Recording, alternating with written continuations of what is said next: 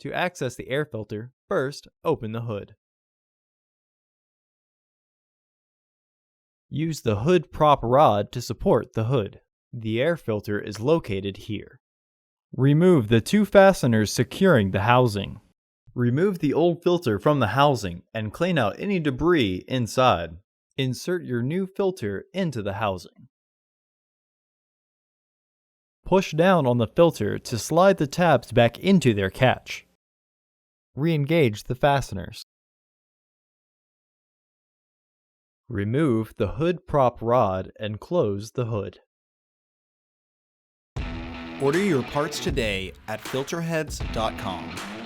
Also, please like our video and subscribe to our channel so you won't miss any new content.